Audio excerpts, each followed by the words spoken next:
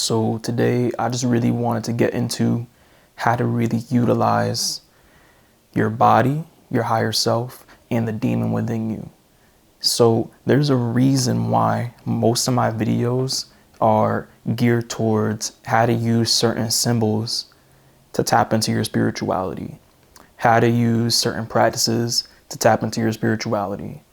Everything that we go through on this earth is a lesson that is meant to lead you back to your higher self.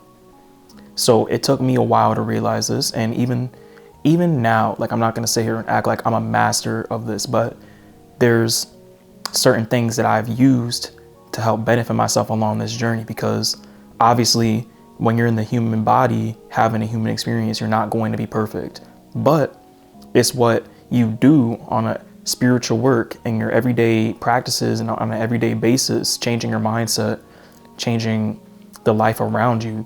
Everything that you do is what brings you closer to that perfect side of you. So that perfect side of you is that kingdom of God, that spirituality within you, that higher self within you. It is the part of you that we are spending most of our time trying to get back to, whether you're aware of it or not aware of it, whether you're spiritual or whether you're religious or whether you're an atheist. There's something within you that is driving you towards that part of you. And there's also something within you that is driving you towards your animal self, driving you towards the exact opposite of that. That is the lower self. That's what we call the ego. That's what we call the body. That's what we call the animal within. So there is multiple parts of you that you have to understand in order to truly tap in order to truly educate yourself and move forward in life. And after studying quite a few different, spiritual subjects, I've looked into, Hinduism, Gnosticism, Sufism, many different things, right? And they all talk about the same thing. Even Christianity talks about the same thing. Islam talks about the same thing. So, and they talk about you getting towards this higher part of yourself. So spiritual practices that work for you are going to be what brings you to that. So right now, we're going to talk about the higher self. So what is the higher self? The higher self is God. It is that part of you that people have made religions based off of, entire systems based off of, in order to truly understand and get closer to. That is it. And if you look into Gnosticism, if you look into Hindu mythology, both of those tell you that that is not separate from the self. So your higher self and God are one and the same. So if you live your life trying to understand the God within yourself, then you will eventually become one with it. And so that is essentially what you're trying to do.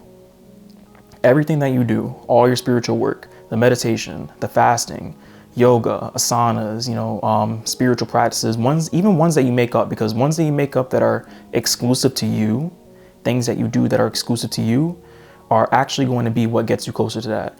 So it's more than just these, little rituals that you might read in books, or these, like praying, for the religious, studying, what I'm saying? It's more than just that.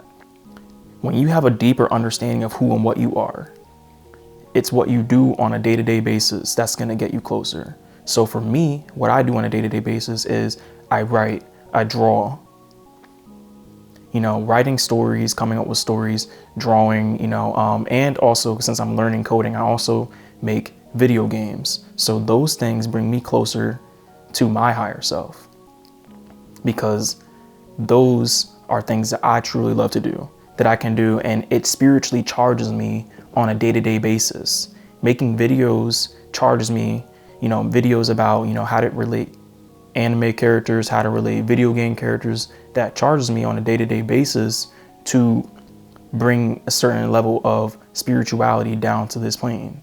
So whatever you might find that works for you is what's going to do the same thing for you. So focusing on this puts your higher self in perspective. So I want to get into the demon too, because the demon within you is something that we all have to understand as well. So you have a higher self and you also have a lower self. So, and they talk about this. They say, you know, you have the angel and the devil on your shoulders. So your lower self is focused on your desires. It's focused on, you know, the things that might bring you a certain level of satisfaction to your ego, satisfaction to your lust, satisfaction to your greed. So you have to learn how to not necessarily live in that, but when you're focused on your higher self, it's going to bring you those things anyway. So if you ever watch the Lucifer TV show, the Lucifer TV show talks about every time he tempts someone, you know, really just to get what he wants, whether it's solving a crime, whatever, but he asks what they desire. So most humans are not in control of their desires. So when you work out a deal with the devil, something gets fucked up, mainly because you're not in control of your desires. You're not in control of your lust. So if you want to make your lower self work for you, you have to understand that there are no deals, you know, and to understand that there's no deals, you have to stop serving it. But most of us live our lives serving it. We live our lives, you know, chasing for material things. And I'm not saying that those are bad, but you have to do it from a balanced perspective. So when you're too focused on a lower self, you're not focused on the higher self. And that's where shit gets fucked up. So really what you want to do is you want to put it in perspective by not making any deals with it, by not allowing it to lead you, by not giving into its demands, because your lower self and your animal self are going to work against you so that you do give into their demands. This is why I talk a lot about sexual transmutation, because lust is one of the strongest emotions that you can feel. You know, lust for life, lust for beauty, lust for sex is one of the strongest things that you can feel, lust for success. And these things, they all exist within your higher self. So once you really tap into your higher self, you don't have to chase it anymore. You don't have to work out deals with your lower self, work out deals with the devil, you know, to chase it anymore. And that's essentially what you're looking to do. So if you've ever looked into Islam, Islam talks about how when Adam was first created, Iblis, which is the devil or Shaitan, Satan, whatever the case may be, right?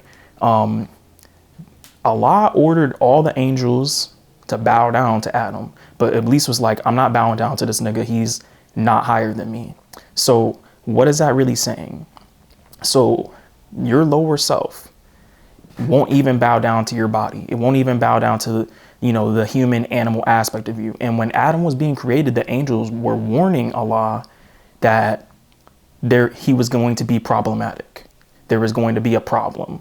And so the problem really is, at least with the human body, is that it has animal desires. So like I said, there are multiple parts of you. Your animal self is working against you in order to keep you as an animal. It's working against you in order to keep you focused on your own survival. So when you're focused on your own survival, you're not focused on your spiritual self. You're not focused on your higher self. It wants to keep you away from that. So that is essentially what you're looking to not bow down to. And so you can see this same thing, you know, when the devil was trying to tempt Jesus, he was tempting him with, you know, all the material aspects of the world. And why was he tempting him with that? Because most humans will fall for that. Most humans will fall for the riches. They'll fall for the bitches. They'll fall for anything, you know, that makes their ego feel satisfied. So, but if you can turn away from that, then that's essentially what's going to allow you to elevate yourself, and your higher self will give you everything that you need, and anything that you want, you don't even have to ask for. That's essentially what they're telling you when they tell you to seek the kingdom of God. So you need to seek the kingdom of God, big fella. Seek the kingdom of God and everything will be yours. Everything that you could possibly need and want. But if you keep seeking to feed your survival, to feed your materialistic desires, and not really learn who and what you truly are, then you're going to be caught in a rat race, caught in a circle, caught in a loop of suffering, you know. So essentially what you're not supposed to do is you're not supposed to live for the survival of the body. And every person has an angel, every person has a devil or a jinn within.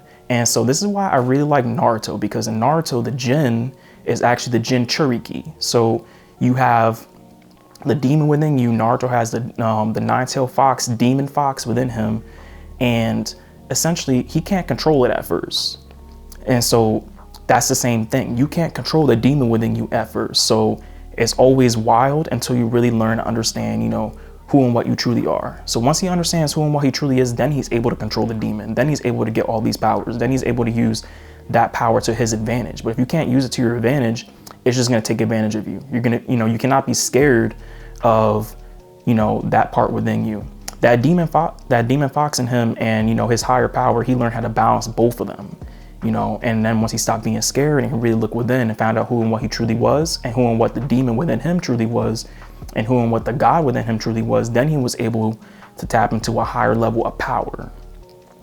And we can also look at the story of King Solomon too, both in the Bible and both in the Quran too. So Solomon, he had a ring which allowed him to control 72 jinn, or the 72 Goetia, the 72 demons, and he was, and also the 72 Shemhamphorath, or the angels too. And that's showing you that that's essentially him having the balance of both light and darkness to, to rule over kingdoms. So you learn how to balance that within yourself, then you can do anything. And you have to really come to an understanding of what that really looks like for you too. So I really encourage everybody, if you want to get into, really just the symbols of what that is, you can buy any book on the Goetia. I have a few of them, so I'm just going to link them in the description too. But also, you also want to understand that Solomon sought wisdom. Solomon, seeking wisdom is really seeking the true spiritual side of you. So when Solomon, I think he had wishes, or he had certain things that were going to be granted to him, by God. But choosing wisdom over choosing materialistic desires is what allowed him to be a king and truly be able to control, different aspects of the spiritual self. So essentially, you wanna live for that wisdom of self, that understanding of self, more than living for the temptations of the lower self. So, and the thing is, you can be whoever you want to be. And so it's not necessarily about moralism. It's not necessarily about trying to be something that they tell you to be, trying to be a good person or anything. You can be whoever you want to be, and you can have whatever personality that you want to have. This is why in some of my stories, my characters, they have very abstract, personalities. And the reason why, and some of these are the most powerful characters. They'll have abstract personalities, and the reason why, or they'll be assholes. And the reason why is simply because of the fact that you don't have to fit a certain mold to reach a certain level of power and certain level of knowledge and understanding of your higher self. All you have to do is just be true to yourself. So the truer you are to yourself, the more wisdom you'll really gain. So that's essentially what I really wanted to talk about today. I'm gonna link a bunch of sources that you guys can go and see for yourself, exactly where I got some of this information from. And, a lot of this is also really coming from my own experience too, because I've been in this for a few years. So, and I've been really, doing my own work on the side. So, that's how I'm able to give this back. But, it took a little bit to, to put this together. But if you guys also have any questions, or if you want like a free consultation, you can always hit me up in my Instagram DM, red_reams. I'm gonna link that as well. And that way, you can get a free consultation. Right now they're free, so why not, just to get, a feel for whatever questions that you might have. I'll help with whatever I can help with. So hope that helped, and peace.